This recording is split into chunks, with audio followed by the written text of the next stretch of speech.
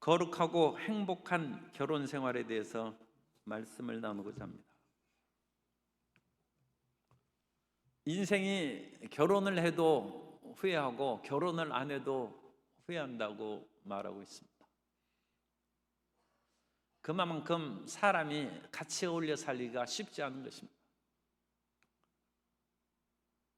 그렇기 때문에 이 결혼 생활에서 다른 방향으로 일을 바꾸는 것들이 오늘날 많이 일어나고, 또 OECD 국가 중에서 대한민국의 이혼율이 1위라는 그런 놀라운 일이 있는데, 그런 것보다는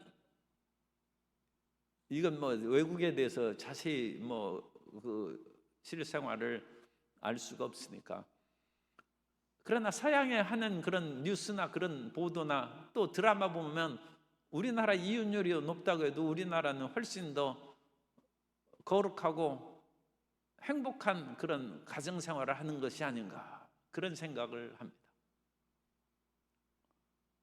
왜냐하면 오늘 말씀처럼 서양에서는 이혼율이 그렇게 우리나라보다 적다는 그런 통계가 있을지라도 그 사람들은 밥 먹듯이 이혼을 그렇게 자주 하고, 그러니까 별로 덕스럽지 않고 그런 생활에 여러 가지 문제가 있고, 우리나라는 그렇게 부부싸움을 해도 크게 걱정을 안 하는데, 서양에서는 부부싸움을 하면 애들이 짐 정리한다는 것입니다. 이제 엄마 아빠가 이혼할 것인데 이사갈 준비해야지, 그러면서 자기 생활을 정돈하고 준비한다는 그런 얘기가 있습니다. 참 놀랍게도 3400년 전에 이스라엘에도 이혼 증서를 써주라고 그렇게 말씀하고 있어요.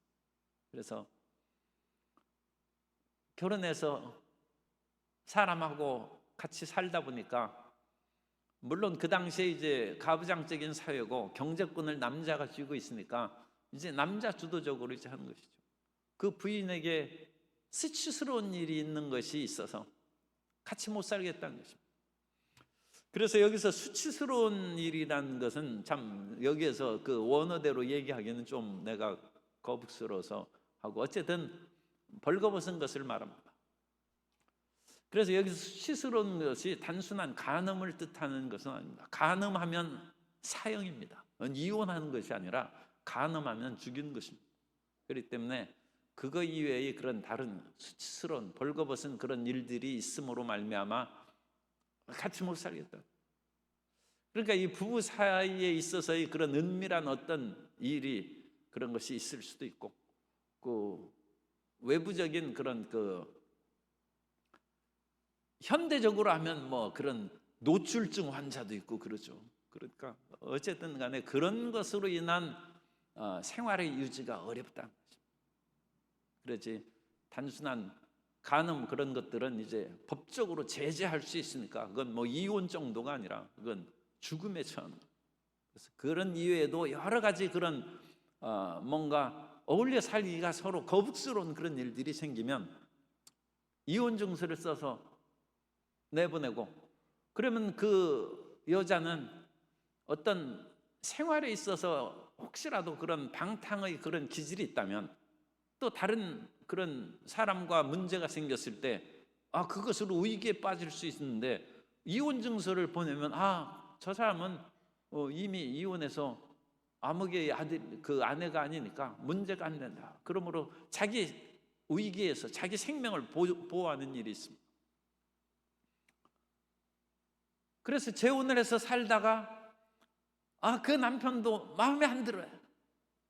그래가지고 또 이혼 증서를 써주거나, 아니면 그 재혼한 남자가 죽었어요. 그럼 또 이제 혼자 사니까 또 결혼을 해야죠. 그러다 보면 이제 예수님께서 수가성의 그 우물가 여인을 만난 것처럼 한 5번 결혼할 수도 있어요. 그런데 그 5번 결혼한 후에 생각해 보니까 첫 번 만난 사람이 낫다는 거예요. 이 사람 저 사람하고 다 살아보니까 그래도 처음 만난 남편이 제일 그래도 낫다 해서 첫 남편에게 돌아오려고 하는데 오늘 말씀은 못 돌아온다는 것입니다.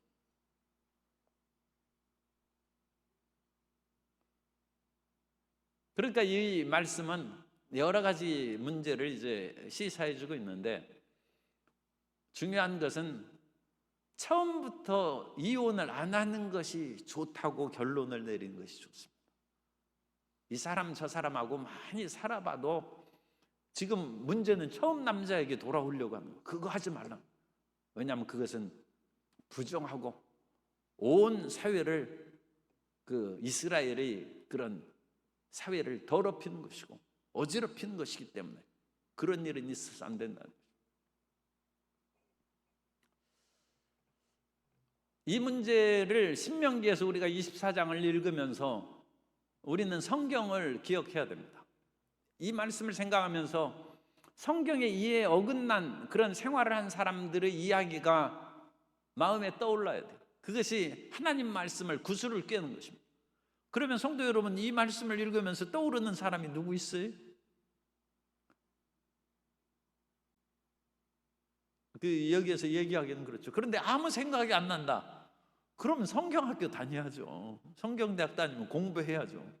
그래서 성경을 읽어야죠. 아브라함이 애굽에 내려갔어요. 그랬더니 아브라함의 아내 사레가 그야말로 미인입니다. 그러니까 바로가 이 사레를 불렀어요. 그런데 아브라함은 자기 부인이라고 하고, 만일 부인으로 얘기하면 자기가 죽을까 싶으니까 그래도 목숨을 걸고 아내를 지켜야 되는데 아브라함이 그렇게 안 했어요.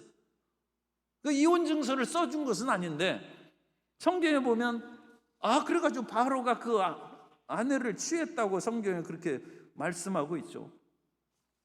그것이 이제 큰 문제예요. 창세기 12장 18절 이하에 보면, 창세기 12장 18절 이하에 바로가 아브라함을 불러서 이르되 내가 어찌하여 나에게 이같이 행하였느냐?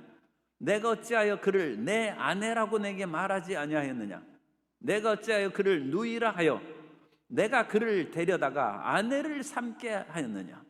내 아내가 여기 있으니 이제 데려가라 하고 이미 아내로 삼았어. 이 성경에 이게 이제 심각하게 생각을 우리가 하기가 좀 어렵습니다만 그 문제가 생깁니다. 바로가 사람들에게 그의 일을 명하매 그들이 그와 함께 그의 아내와 그의 모든 소유를 보내었더라. 그래 심각하게 얘기하면 사라가 다른 사람하고 바로하고 재혼을 했어. 그리고 나서 또 쫓겨났어. 그리고 다시 아브라함에게 돌아왔어. 이러면 되겠느냐? 그런데 이 일이 두 번이나 있어. 아비멜렉의 그런 그랄 그쪽에 있는 블레셋의 영토에 가서 또 그런 일이 생겨가지고, 그때에는 하나님이 간섭해서 첫날 밤을 아비멜렉이 취하려고 했는데 꿈에 하나님이 건드리지 말라고 해서 이제 그런 일이 없었다고 그 다음에는 그렇게 나옵니다. 우리가 자세하게 제가 우리 상상할 필요는 없어요. 어쨌든 간에 지금 신명기 24장의 그런 말씀에 의하면 첫 남편이 이혼 증서를 써주었든 안 써줬든지 간에 아내가 나가서 다른 사람하고 살다가 다시 돌아올 수 있느냐 이거예요. 그러면 그것은 사회가 혼탁해지지 않겠느냐. 그런 일을 하지 말라는. 하나님을 믿는 백성들은 거룩한 가정생활, 결혼생활을 하라는. 그런데 아브라함만이 아니라 다윗의 경우에도 그것이 있어요. 이 고대의 유목민적인 사회에서는 전쟁에 의하면 아내를 뺏어갑니다. 남자는 죽이고 아내는 자기 첩으로 삼든지 종으로 삼는 거예요. 그래서 시글락에서 다윗이 거기에서 봉신으로 영주죠. 일하다가 블레셋이 이스라엘을 공격하려고 해서 다윗이 출정을 했어요. 그 사이에 거기에 남자들이 비어 있으니까 아말렉 사람들이 와가지고 다윗과 부하들이 모든 아내와 처자들을 몽땅 잡아갔어요.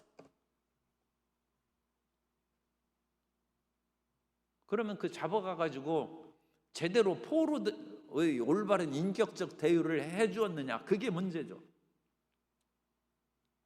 그리고 한참 지난 후에 다윗이 정말로 힘과 능력을 다해서 아말렉을 쳐서 그 잃었던 부인과 자기 부하들이 처자식들을 다시 돌아왔어요. 그리고 다윗이 다시 살았을 거 아닙니까? 그러면 되겠느냐? 그래서 이런 문제에 대해서 우리가 이제 생각을 할 때 아브라함과 다윗에게 피할 길이 있는 것은 그것은 자기 의사에 의한 것이 아니라 자기 목숨의 위협을 받는 억지의 그런 어쩔 수 없는 상황이었다.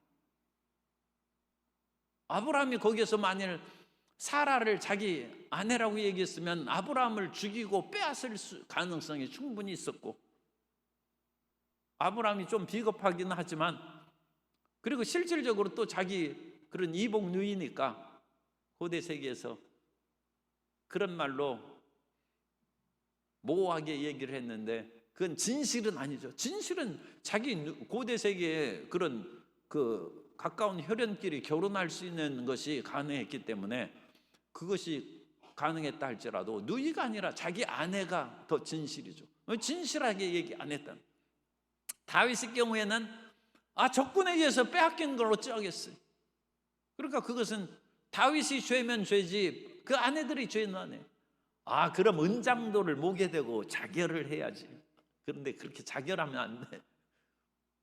어쨌든 그런 것들은 동양의 유교적인 가부장적 사회에서 그런 것을 이제 권하는 일이 있는데 이 고대 세계는 그렇지 않습니다. 그런데 이런 것들은 이제 다윗과 아브라함에 있어서 이런 것이 정말로 성경을 억지로 풀기가 어려운 단단한 돌들을 우리가 하면서 우리가 부부에 있어서도 상대방이 나를 배신하지 않는다면, 마음이 떠났으면 어찌 살겠습니까? 그러나 마음이 떠나지 않았어요. 그런데 억지로 그런 끌려감을 당하고 다른 사람에게 사로잡혀감을 당했을 때는 이해하고 용서하라는 거예요. 그런 문제 없이 그렇게 살아가는 거예요. 그런데 그와 같이 외압에 의한 그런 어쩔 수 없는 일이 아니고 의도적으로 이런 일을 하는 것이 현대에 있다는 거예요. 참 입에 그 오르내리는 있는 것이 이게 참 지저분한 용어입니다만 와이프 스와핑이라고 아내를 교환하는 그와 같은 것들이 그 서양에 있어. 그래가지고 서로 합의하에서 그냥 아내를 맞바꿔서 살다가 다시 돌려보내고 그렇게 해서 사는 거예요.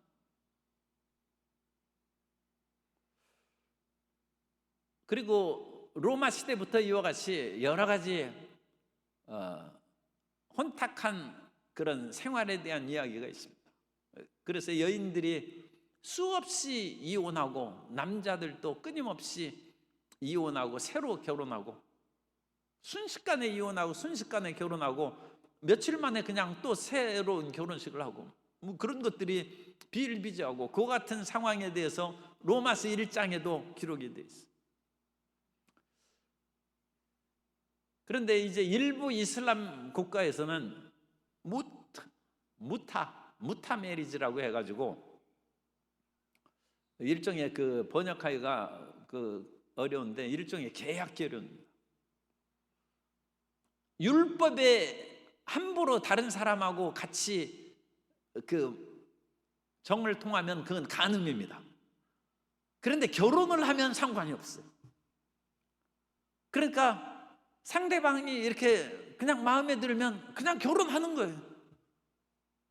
그리고 3일 만에 이혼하는 거예요. 그리고 또 마음에 들면 또 다른 사람 또 결혼하는 거예요. 그 일종의 그것은 일종의 그 방탕하게 사는 것이죠. 그런데 법적으로는 결혼을 하고 이혼하는 거예요. 그래서 그런 것이 무타 메리지라는 것이 일부 이슬람권에서 그런 것이 진행되어 왔습니다. 그리고 그런 것들을 이제 가능하게 한 것은 거기 결혼 제도가 우리의 일부 일처제하고 또 다른 측면이 있기 때문에 그렇다. 그러나 이런 모든 것들은 결혼 생활의 거룩성을 훼손하는 것이고, 근본적으로 하나님께서 인생을 만들고 결혼하게 한 근본적 목적에서 어긋난 것입니다. 그래서 하나님께서는 생육하고 번성하기 위해서 사람을 결혼을 시킨 것이지, 음란하고 방탕하게 성적인 쾌락만을 충족하려고 결혼을 시킨 것이 아니다. 그러므로 사도 바울이 고린도 교회에서 얘기한 것처럼,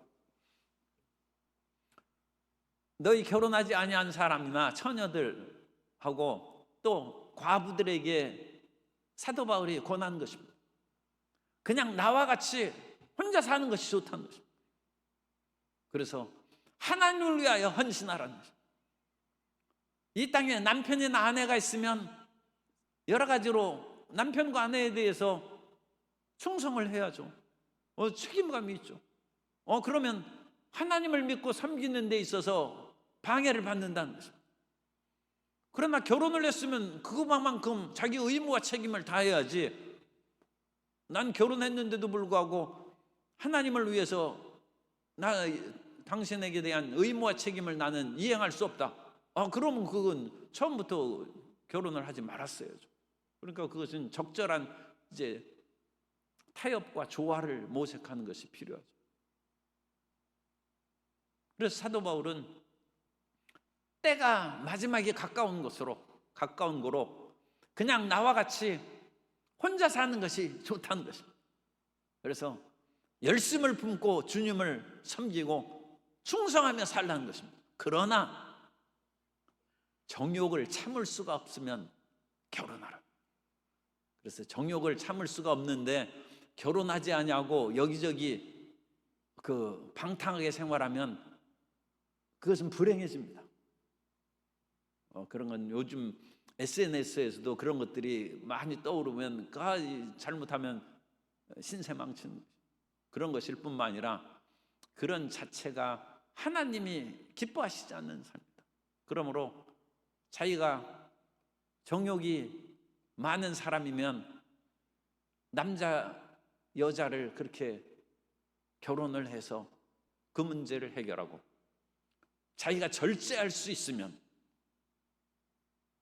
하나님께 헌신하고 사도 바울처럼 그냥 혼자 살라. 그래서 어쨌든 간에 혼자 살건 결혼하건 간에 성결한 신앙생활하고 성결한 삶을 유지하는 것이, 그것이 첫 번째 목적이고 우리가 지향해야 될 그런 삶의 길입니다. 삶의 길이고, 그에 따르는 여러 가지 일들을 이제 우리가 절제하고 자기 몸을 쳐서 복종할 수 있도록 끊임없이 이제 힘을 기울이는 것이죠. 그래서 사람이 같이 살기가 어려운 경우에는 같이 못 사는 것입니다.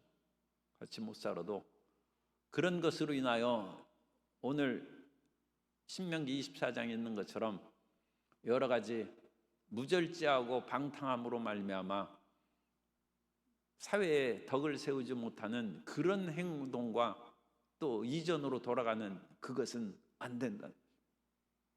그래서 이미 혼자 있는 사람은 자기 자신을 잘 생각해서 내가 주님 앞에 헌신하며 살아갈 수 있겠다, 그러면 그렇게 살아가는 것이 좋고, 또 지금 부부 사이에 위기가 있는 사람은 여러 군데 몇 번 왔다 갔다 해도 처음 편으로 돌아가는 것이 낫겠다 하고, 지금 오늘 말씀이 있는 것처럼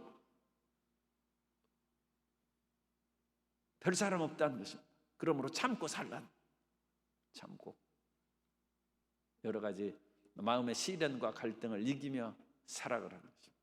그래서 결혼 생활에 있어서 항상 인내심과 사랑 가운데 그와 같이 살아가도록 그렇게 우리가 마음을 정하면 그렇게 또한 살아갈 수 있습니다. 그리고 두 번째, 결혼 생활에 있어서의 그런 행복을 여기에서 말씀하는데, 5절에 보면 사람이 새로이 아내를 맞이하였으면, 그래서 새로이 맞이했다는 것은 첫 결혼이거나 아니면 재혼도 가능합니다. 어쨌든 새로 아내를 맞이한 그 사람의 경우에 이건 정식적인 결혼을 말합니다. 그래서 새로이라는 것은 재혼까지 포함하는 것입니다. 아내를 맞이했으면 그 남편을 군대에 내보내지 말 것이요, 아무 직무도 그에게 맡기지 말 것이며, 그는 1년 동안 한 가게 집에 있으면서 그가 맞이한 아내를 즐겁게 할지니라. 그래서 여기에서 분명히 목적어가 아내라고 거기 나왔어요. 에트에시트라고 해가지고 아내를 즐겁게 할지라. 그래서 이 번역이 이제 또 그 고대 다른 아람어라든지 번역본에 있어서 약간 차이가 있는 그런 번역도 있습니다만, 차이가 있다는 것도 참 말하기 거북스러운데, 아내를 즐겁게 하는 것이냐 서로가 즐겁게 하는 것이냐 하는 그런 번역상의 이 여기에서 모음을, 이 자음을 어떻게 붙이느냐에 따라서 아내가 되기도 하고 쌍방이 되기도 해요. 그런데 이제 일반 그런 젊은 사람들한테 얘기하기는 좀 거북스럽지만, 결혼한 사람들에게는 당연히 이제 얘기할 수 있죠. 결혼 생활이 즐거워야 된다. 그래서 행복한 결혼 생활을 할 수 있도록 여기에서는 아내를 즐겁게 하라고 했어요. 앞에 또 한 번 나오는데 거기에서는 군대에 아내가 처음 결혼한 사람 있으면 군대를 보내지 말라. 왜냐하면 그가 전사하면 자기가 약혼녀가 다른 사람이 그 사람을 취하기 때문에 그 사람 얼마나 그 마음의 고통을 받겠느냐. 그래서 약혼녀가 있어서 아직 생활을 같이 하지 않은 사람은 군대 면제시키라는 거예요. 그래서 그 남자로 기쁘게 하라는 거예요. 그것이 이제 앞에 나와 있습니다. 20장인가 신명기에 나와 있고, 24장에서는 이제 그 안에 여자를 중심으로 한 본문이 24장 5절입니다. 그래서 이 남자는 아내를 기쁘게 하기 위해서 군대 가지 말라는 거예요. 군대를 자기가 가기를 원해서 가는 것이 아니라 나라에서 보낸, 그러니까 나라 제도도 이제는 종교법에 의해서 첫 결혼한 사람은 군대 면제, 그런 식으로 이제 고대 세계에서는 이스라엘은 종교법과 일반 법률이 일치했기 때문에 그것이 가능해요. 오늘날에는 이제 그게 어렵죠. 그래서 오늘날에도 이제 군대를 처음 결혼한 사람은 징집 면제, 1년 동안 면제, 1년 동안. 그렇게 해서 그 기간에 아내를 행복하게 하고, 아내를 행복하게 함으로 말미암아 1년 동안 자식을 낳으라는 의미가 여기 담겨 있습니다. 그래서 1년 동안이라는 그 단어를 생각하면서 우리는 또 성경을 생각하는 거예요. 그러면 하나님께서 아브라함과 사라를 그 가나안 땅으로 오게 한 후에 큰 민족을 이룬다고 말씀을 했는데 아직도 약속의 자녀가 없었어요. 그런데 사라가 89세요. 아브라함이 99세 때 하나님께서 아브라함을 찾아오셨어요. 그래서 아브라함에게 내가 자식을 주게 하겠다 하니까 사라가 웃었어요. 나도 늙고 나의 주인도 늙었거늘 어찌 자식이 있겠느냐. 그러니까 하나님께서 장막 뒤에 있는 사라에게, 사라가 왜 웃느냐? 사라가 나 안 웃었습니다. 아니다, 내가 웃었느니라. 그러나 내년에 이맘때에 내가 너를 다시 찾아올 것이니 사라에게 아들이 있을 것이다. 여기서 1년이 나옵니다. 이게 또 심각한 문제로 생각하지 말고, 그러니까 남자는 1년 안에 자식을 만들어 줘야 돼. 그래가지고 1년 동안 아들을 낳으라는 것입니다. 그리고 그것은 또한 생명의 유업을 남겼은 즉 그 다음에는 군대도 갈 수 있는 것입니다. 그리고 아내에게도 남편이 사라졌지만 남편도 물론 무사히 군대에서 다시 복귀를 해야죠. 그렇지만 그렇지 않더라도 자식이 생김으로써 자기의 생명의 기업이 있다. 그래서 1년 동안 아내를 즐겁게 하고 아내가 자식을 낳을 수 있도록, 물론 여기에서 이제 아들이라고 얘기할 수 있습니다만 뭐 특별히 그렇게 남녀에 대한 구분까지는 할 필요 없습니다. 1년 동안 집에 있으면서 자식을 낳을 것이고, 또 그와 같은 일에 충성할 수 있도록 일반 일도 맡기지 말라는 거예요. 아무 직무, 이것은 일 안 하고 놀고 먹게 하지 말라는 것이 아니라 너무 과로하고 피곤하면 이게 하루 종일 일하다가 집에 오면 아내를 즐겁게 해줘야 되는데 그냥 골아떨을 못 하겠어요. 그러지 말라는 거예요. 이게 내가 별 얘기를 다 하고 그러는데 어쨌든 간에 아내를 행복하게 하라. 행복하게. 그래가지고 이제 우리 청년부 가서도 이런 얘기를 내가 자세히 해줘야 되는데 이 사람이 그런 자기의 의무와 책임을 잘하고 그 같은 아내를 즐겁게 할 수 있도록 그 아령도 하고 또 자기가 그 같은 책임질 만큼 체력도 연마하고 몸의 건강을 잘 돌봐요. 이거 하나님은 이게 율법으로 주셔요. 이것도 하나님께서 결혼 생활이나 가정을 얼마나 소중하게 생각하나. 이 소가 닭 보듯이 그렇게 결혼 생활하면 인생이 쓸쓸하고 불행한 것이죠. 인생이 쓸쓸하고 불행하면 사회의 활력을 불어넣는 가정이 쓸쓸하면 사회가 쓸쓸합니다. 대개 사회에서 거칠고 투박하고 온갖 못된 짓을 하는 사람은 가정생활이 좀 안 좋을 수도 있어요. 더 노골적으로 얘기하면 부부생활이 나쁠 수가 있어요. 부부생활이 나쁜 사람은 사회에서 거친 생활을. 왜? 자기는 이미 끝난 인생이기 때문에 막 가는 거예요. 그런데 소중한 아내가 있고 사랑하는 남편이 있으면 그 아내나 남편에게 해가 갈까 싶어서라도 자기가 사회생활을 몸조심하는 거죠. 돌보는. 가정의 평화가 사회의 평화를 이끌어가는 그런 기반이 될 수 있다. 기반.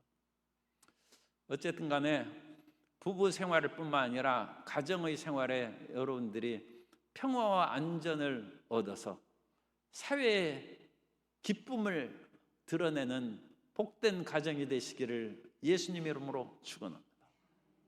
그래야지 아무리 오늘 우리 일교구 찬양 잘했어요. 이 금이나 뭐 그런 거 아무리 가져도 아무 필요 없어요.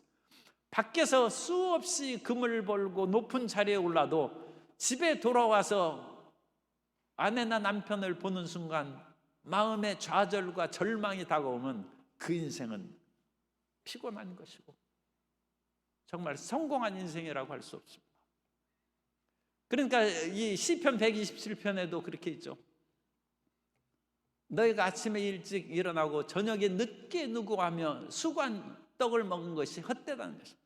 그러나 하나님께서는 사랑하는 자에게 잠을 주시는다. 여기에서 밖에서 일하는 거와 사랑하는 자에게 잠을 주는 것은 가정생활을 말합니다. 밖에서도 정말로 수고의 떡을 먹은 것이 헛되지 않고 일을 해서 열매를 잘 맺도록 하나님이 복을 주셔야 될 뿐만 아니라 집에서 단잠을 자고 꿀잠을 잘 수 있어야 돼요. 그런데 집에서 단잠을 자고 꿀잠을 잘 때 행복한 부부의 잠이 거기에서 포함된다. 그러니까 혼자 그 벽에를 끌어안고 누워 자서 무슨 꿀잠을 자겠어요. 그 마음에 허전하고 외롭잖아. 그러니까 성경의 이런 모든 말씀들은 표면적인 의미가 있고 문자적인 의미가 있고 비유의 의미가 있고 영적인 그런 의미가 있습니다. 그런 모든 점에 있어서 하나님께서 가정에 복을 주시고 이 부부 사이에서도 그와 같이 남편으로서의 그런 책임과 모든 일을 잘 할 수 있는 것을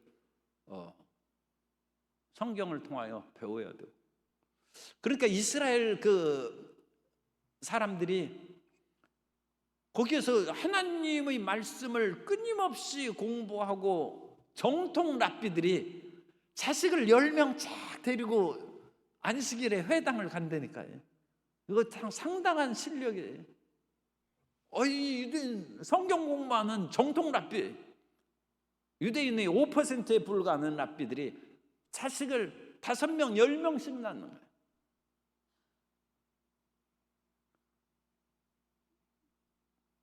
그런데 남편이 싫으면 자식 낳겠어요. 그러니까 하나님께서 이 가정을 견고하게 하심으로 민족을 번영하게, 그리고 저는 이제 민족의 번영보다 더 중요한 것이 자식을 10명씩 낳으면 교회 성장이 이루어지고, 교회 우리가 매년 전도하고 그러는데 그렇게 피땀 흘려서 해야 1년에 한 번만 나오고 남남해. 그런데 자식을 10명 낳으면 저는 전도 면제의 그 표창장을 주고 면제 증서를 제가 줄게. 당신은 평생 전도할 것을 면제합니다. 그 이유는 자식을 10명 낳아서, 물론 그 자식을 우리 교회에 그 정착을 시켜야죠. 그래야 자식들이 딴 데 가면 안 돼. 물론 20살 넘어서 직장이나 다른 학교로 뭐 유학을 가거나 타 지역에 간 건 그건 인정을 해야죠. 그러나 그 전에는 틀림없이 우리 교회에 정착하여 나오면 전도 면제. 그래서 우리 성도님들도 전도하기 싫으면 지금이라도 10명을 낳을 수 있으면 하기야, 한 번에 10쌍둥이 낳는 그런 건 세계 기네스북에 없는데, 그러면 이제 놀라운 일을 할 수 있죠. 그래서 심지어 군대까지 가게 하지 말고 어떤 직무, 이것은 공직입니다. 공무로 인해서 사람을 피곤하고 지치게 하지 말고 기간도 정해놨어요. 1년 동안에 자식을 낳으라는 거죠. 6절의 말씀은 다음 시간에 이제 뒤에 전당 잡는 그 얘기에서 그때 같이 말씀을 드립니다. 같이 말씀드리고 7절까지 우리가 합니다. 사람이 자기 형제 곧 이스라엘 자손 중 한 사람을 유인하여 종으로 삼거나 판 것이 발견되면 그 유인한 자를 죽일지니 이가 차여 너희 중에서 악을 제할지니라. 인신매매입니다. 인신매매는 이 성경 수천 년 전부터 있고 고대 세계에서 항상 인신매매가 있어요. 가장 손쉽게 비싸게 팔 수 있는 것이 참 이 엄청난, 이건 잘못된 그런 일입니다만, 사람 붙잡아다가 파는 것입니다. 이 세상에서 가장 탁월한 로봇보다 더 놀라운 것이 인간입니다. 이 인간이 그렇게 얘기하면 그 자기 말기 다 알아듣고 온갖 일을 다 시킬 수 있죠. 그래서 고대 세계에 자주 전쟁이 일어난 것은 상대방이 벌어놓는 재물을 빼앗는 것입니다. 고대 세계의 전쟁은 재화의 유통입니다. 한 국가와 다른 국가 사이에 물질적인 균형이 어긋나면 전쟁이 일어나서 굶어 죽느니 전쟁에 나가서 차라리 적군을 빼앗든지 내가 죽는다는 거죠. 전쟁에. 그래서 너무 많이 가진 사람은 나눠줘야 됩니다. 그래서 전쟁으로 인해서 물질을 빼앗는 것이고, 두 번째로는 전쟁에서 수많은 인적 재산을 얻는 거예요. 저항할 수 있는 남자는 다 죽이고 여자나 어린아이는 노예로 삼는 거예요. 그래서 자기가 노예로 사는 것이 너무 많으면 그 노예를 어떻게 이웃나라에 팝니다. 성경에 이런 거에 대해서 이제 책망한 그 내용이 나오는데,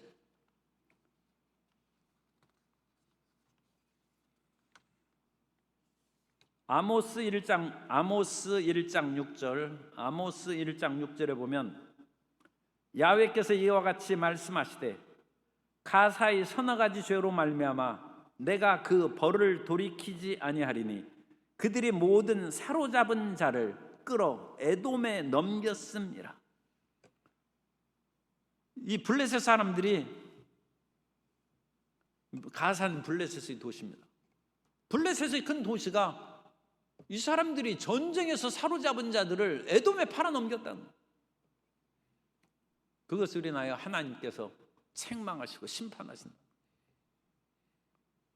그래서 오늘날에도 사람들을 붙잡아주고 행방불명된 사람들은 상당히 그걸 수소문해서 그 악의 세계에 붙잡혀가지 않았는지 그걸 잘 살펴봐야 돼요.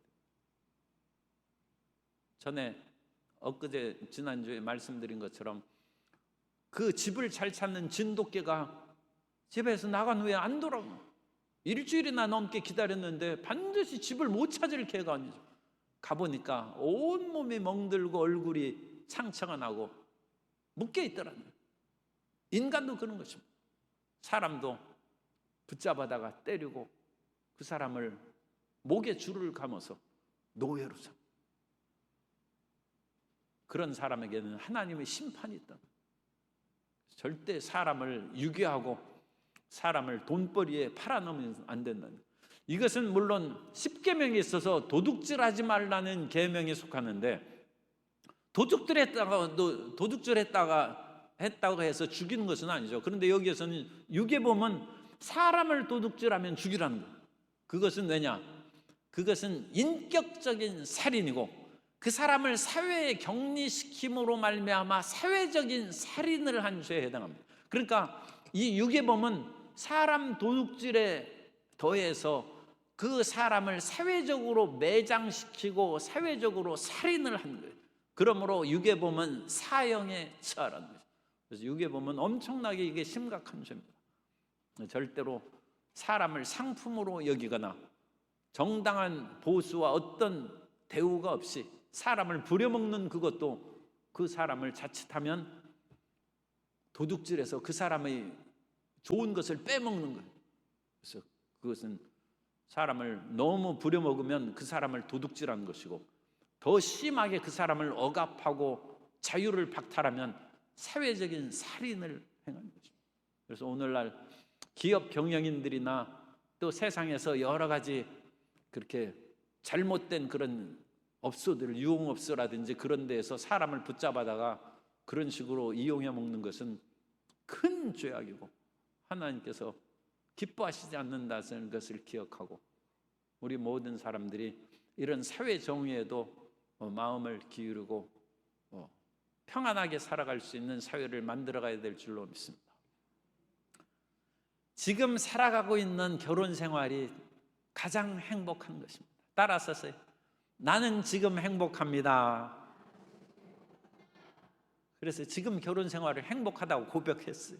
그래서 절대로 그런 사람은 없지만 딴 마음 품지 말고 하고, 또 항상 아내와 남편을 기쁘게 하는데 힘을 기울이고 열심히 그 방법을 강구하고, 더 나아가서 정당한 노동으로 우리가 돈을 벌어야지 사람을 유괴하거나 잘못한 일에 빠지면 안 된다는 것을 마음에 새겨서 이러한 세세한 율법들이 오늘날 이 사회에 잘 적용될 수 있도록 대한민국의 사회를 위해서 또한 기도하는 성도 여러분 되시기를 예수님 이름으로 축복합니다.